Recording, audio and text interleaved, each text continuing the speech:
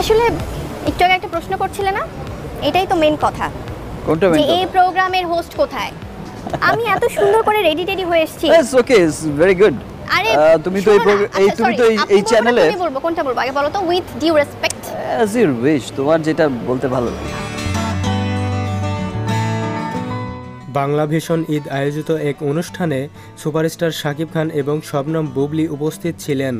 শাকিব বুবলির ডিভোর্সের পর এই প্রথম কোনো অনুষ্ঠানে একসঙ্গে উপস্থিত হয়েছেন। করলাম এই okay fine, tell me one thing, তোমার সিনেমায় আসার পর থেকে ঈদ কেমন কেটেছে? হ্যাঁ, মানে আমার হোস্টিং এর চাকরিটাও নিয়ে নিচ্ছে। ফাইন, আজকে আমরা হোস্ট গেস্ট দুজন একই।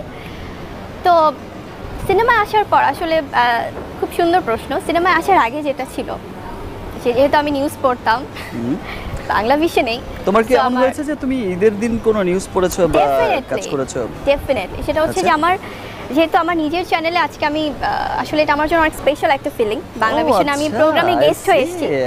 আচ্ছা আচ্ছা, তো সবসময় যেটা হতো যে যখন দ্যাটস ওয়াই আপনি হোস্টের জন্য রাজি হয়েছেন। আচ্ছা, না না ঠিক তেমন না, নিজের চ্যানেল বলে।